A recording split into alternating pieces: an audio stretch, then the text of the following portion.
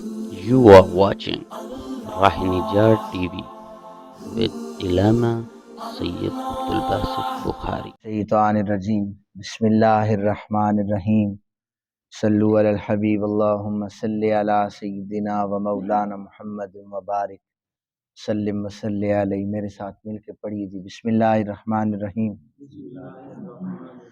یا ایہا الذین آمنوا انفقوا مما رزقناکم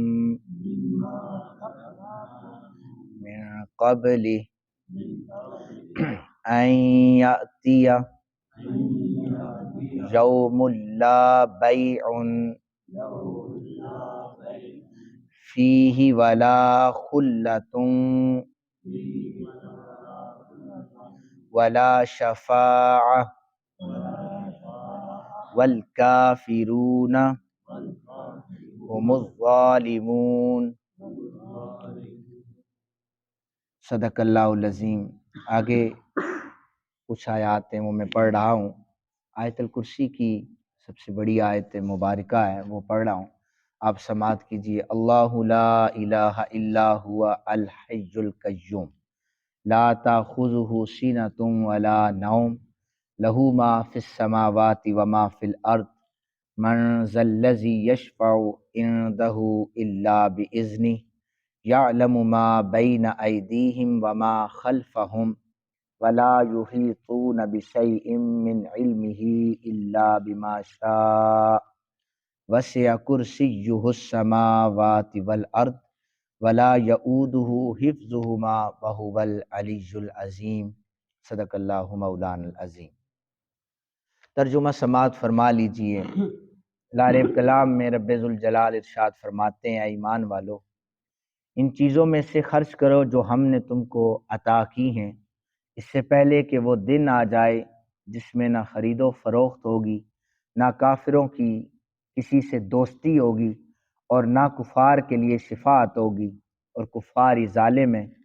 آگے فرمایا، اللہ اس کے سوا کوئی عبادت کا مستحق نہیں، وہ زندہ ہے اور دوسروں کو قائم کرنے والا ہے، اس کو اونگ آتی ہے اور نہ ہی نیند، جو کچھ آسمانوں میں اور جو کچھ زمینوں میں ہے سب اسی کا ہے۔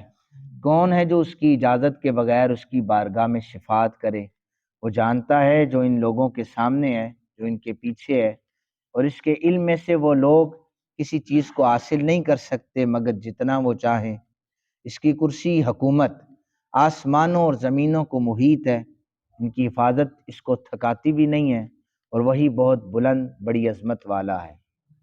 ان آیات کا ترجمہ ہے، اللہ تعالیٰ نے فرمایا کہ قیامت کا دن آنے سے پہلے اللہ کے رستے میں خرچ کرو، اور جب تک تم دنیا میں ہو آخرت کے لیے منافع حاصل کرو۔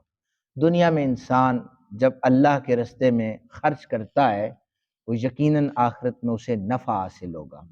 یہ ایسا سودا ہے جو وہ اللہ رب ذوالجلال کی بارگاہ میں کر رہا ہوتا ہے۔ میں اکثر و بیشتر یہ عرض کرتا رہتا ہوں، ہم کسی کے ساتھ بھی کوئی نیکی کریں تو ہمیں جو کریڈٹ ہے وہ لوگوں سے نہیں کہ کوئی لوگ ہماری تعریف کریں یا چار بندوں کو پتہ چلے کہ ہم نے کسی کے ساتھ تعاون کیا ہے۔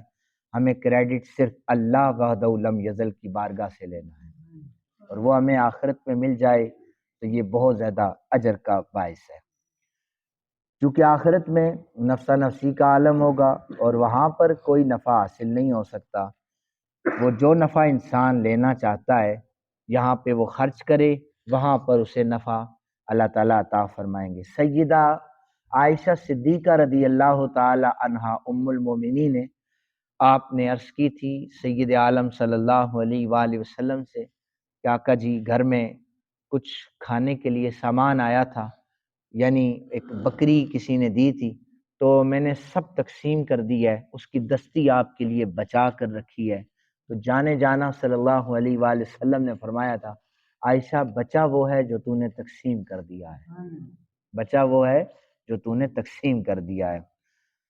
پھر فرمایا کہ قیامت کے دن کسی شخص کی کسی شخص سے دوستی کام نہیں آئے گی، لیکن یہ کفار کے لیے تھا۔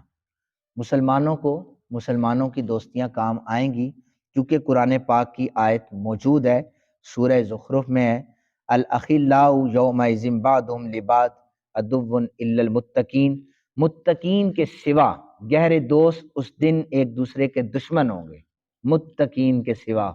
یہ متقین کو الگ الگ کر دیا گیا کہ جو متقی حضرات ہوں گے ان کی دوستیاں کام آئیں گی، جو اللہ اور اللہ کے رسول کے لیے دوستیاں ہیں، الحب للہ، وہ کام آئیں گی، والبغض للہ، یہ کام آئیں گی۔ جو دوستیاں صرف پیسے کی بنیاد پر ہوں، مطلب کی بنیاد پر ہوں، وہ کام نہیں آئیں گی، وہ جیسی بھی ہیں۔ لیکن متقین جن کی دوستیاں، جن کا معیار صرف اللہ اور اللہ کے رسول ہے، وہ انشاءاللہ کام بھی آئیں گی۔ اور وہ دوستیاں جو ہیں ایسی ہونی چاہیے کہ جب بھی آپ کوئی دوست بنائیں، اس نیت کے ساتھ بنائیں کہ یہ میرا ہاتھ پکڑ کر اللہ کے گھر تک رسائی دے سکے، اس کی بدولت رسائی اللہ کا قرب مل سکے، یہ دوستی ہونی چاہیے۔ دوستی کا معیار تبدیل ہو چکا ہے، اللہ تعالیٰ ہمیں ایسی دوستیاں عطا فرمائے جو دنیا میں بھی فائدہ مند ہوں اور آخرت کی شرمندگی سے بھی بچائیں۔ فرمایا کہ اللہ کے سوا کوئی عبادت کے لائق نہیں ہے، بالکل یہی ہمارا عقیدہ ہے، یہی ایمان ہے۔ کوئی شخص بھی کسی کے آگے جھکتا نہیں ہے، کسی کی عبادت نہیں کرتا، عبادت صرف ایک اللہ ہی کے لیے۔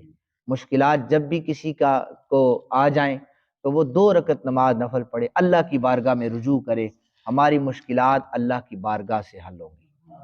ہم وسیلے کے قائل ہیں، وسیلہ جو ہے ہم اس کی برگزیدہ ہستیوں کو بناتے ہیں اور الحمدللہ بناتے رہیں گے، چونکہ آپ دنیا دار کی بارگاہ میں کسی کے دنیا دار کے پاس بھی چلے جائیں تو آپ کو ایک لوکل MNA سے ملنے کے لیے بھی اس کے 3-4 سیکرٹریوں سے رابطہ کرنا پڑتا ہے۔ اگر دنیا یہ کام ہو سکتا ہے تو بادشاہوں کے بادشاہ کی بارگاہ میں جانے کے لیے بھی ایک طریقہ جو صحابہ نے ہمیں بتایا ہے، وہ طریقہ یہ ہے کہ ان کا وسیلہ دیا جائے، اللہ تعالیٰ کی بارگاہ میں ان کی عرضی پیش کی جائے۔ پھر فرمایا کہ اسے اونگ نہیں آتی اور اسے نیند بھی نہیں آتی، کیونکہ یہ اللہ تعالیٰ کا ذاتی نام ہے، اور اس کا معنی یہ ہے کہ وہ ذات جو واجب الوجود ہے، جو قدیم بالذات ہے، تمام صفات کمالیہ کی جامع ہو، اسے اللہ کہا جاتا ہے۔ الحی، جو ہمیشہ سے از خود زندہ ہے اور وہ اپنی حیات میں کسی کا محتاج نہیں ہے، ہمیشہ زندہ رہے گا اور کبھی اس پر موت نہیں آئے گی۔ القیوم، جو از خود قائم ہے اور دوسروں کو قائم کرنے والا ہے۔ اور پھر آپ کو یہ بتاؤں کہ اس نام کا جو وظیفہ کرے گا، الحی القیوم، اس کے بارے میں علماء نے لکھا ہے، ویسے اسم اعظم کے حوالے سے کوئی نومینیٹ جملہ یا لفظ نہیں بتایا گیا، لیکن صحابہ کہتے ہیں کہ جو زیادہ استعمال ہوا ہے صورتوں میں بھی، وہ الحی القیوم ہے۔ اس لیے جو شخص اس نام کا وظیفہ لے کر اللہ کی باغ، حدیث پاک میں سناتا ہوں، جو التجا کرے گا، مالک اس کی حاجت کو پورا فرمائے گا۔ اونگ اور نیند سے بری، تھکاوٹ اور سستی سے غفلت کی جو کیفیت طاری ہوتی ہے، اسے اونگ کہا جاتا ہے۔ اللہ تعالیٰ کو اونگ نہیں آتی۔ پھر کیونکہ جو نیند ہے یہ دماغ کے جو اعصاب ہے انہیں ڈھیلا کر دیتی ہے، اللہ تعالیٰ ان چیزوں سے مبرہ ہے۔ اس کی اجازت کے بغیر کوئی شفاعت نہیں کر سکے گا، یہ بھی آدھی بات اکثر بتائی جاتی ہے کہ کوئی شفاعت نہیں کر سکے گا، لیکن اگر اسی آیت الکرسی میں اگر یہ بتایا جائے من ذا الذی یشفع عندہ، اب اس کا تو مطلب یہی ہے نا، کون ہے جو اس کی اجازت کے بغیر اس کی بارگاہ میں سفارش کرے؟ کوئی بھی نہیں ہے، لیکن اگلا جملہ پڑھنا پڑے گا، الا باذنی، جسے وہ اجازت دے وہ سفارش کرے گا۔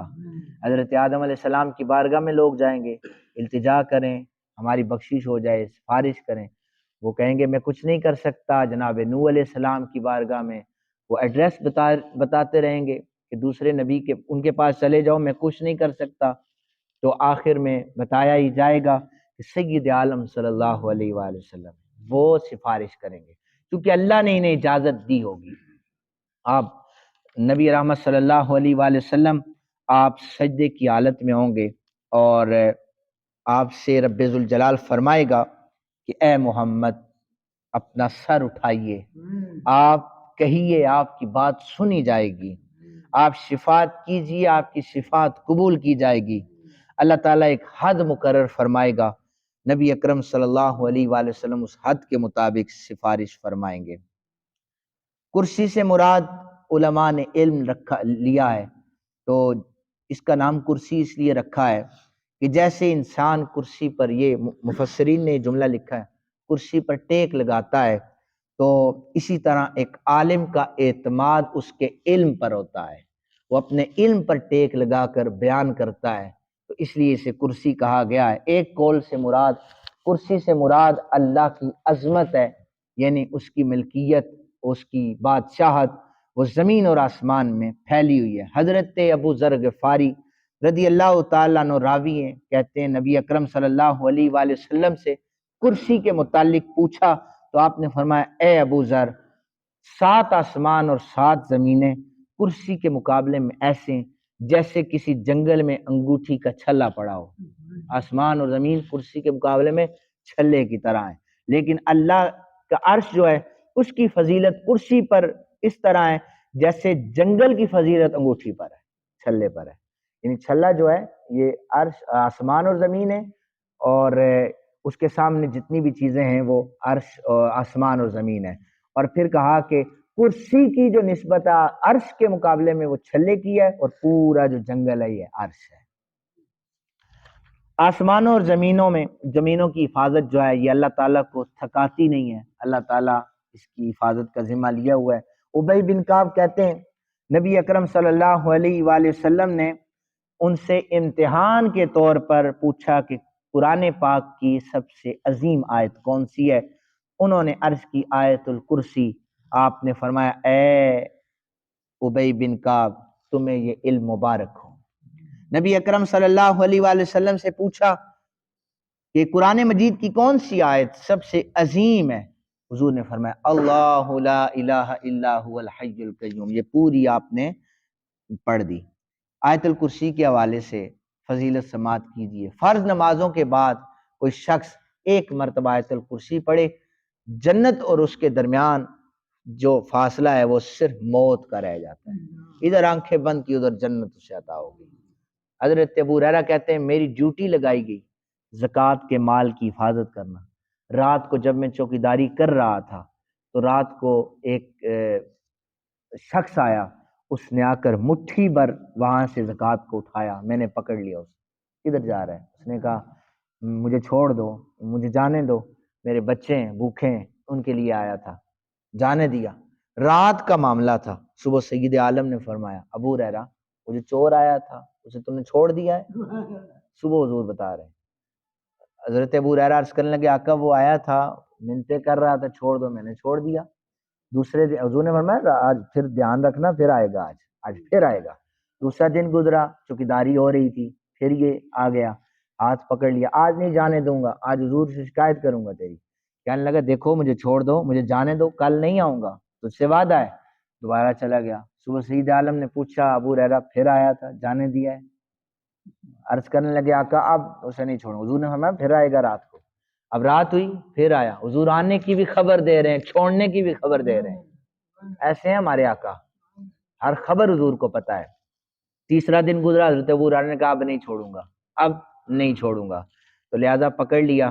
اس نے بڑے منتیں کی، آپ نے کہا آج نہیں چھوڑوں گا۔ اس نے کہا اچھا ایسا کر، میں نا تجھے کچھ کلمات سکھا دیتا ہوں، جب تم بستر پر جاؤ یہ کلمات تم پڑھ لینا، اللہ تعالیٰ صبح تک تمہاری حفاظت کرتا رہے گا، تمہارے پاس پھر شیطان نہیں آئے گا۔ اس نے یہ کہا تمہارے پاس شیطان نہیں آئے گا۔ تو نبی اکرم صلی اللہ علیہ وآلہ وسلم، حضرت ابو ہریرہ نے چھوڑ دیا، پھر چھوڑ دیا۔ صبح حضور کی بارگاہ میں آئے تو حضور نے فرمایا کہ سناؤ، پھر چھوڑ دیا ہے؟ یا رسول اللہ وہ کچھ کلمات سکھا کر گیا ہے، تو اگر وہ پڑھ لوں تو شیطان قریب نہیں آئے گا۔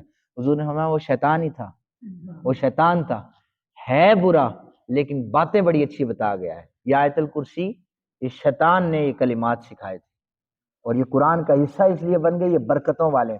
حضور نے فرمایا وہ جھوٹا ہے لیکن یہ بات اس نے سچ کہی ہے۔ تو اللہ تعالیٰ پھر حضرت قتادہ سے بھی روایت ہے کہ جو شخص بستر پر لیٹ کر آیت الکرسی پڑھتا ہے صبح تک فرشتے اس کی حفاظت کرتے رہتے ہیں۔ یہ وظیفے آپ خود بھی پڑھیں، بچوں کو بھی بتائیں۔ اللہ تعالیٰ سے دعا ہے اللہ تعالی ہم سب کو اپنا حفظ و امان عطا کرے، وما علینا الا البلاغ۔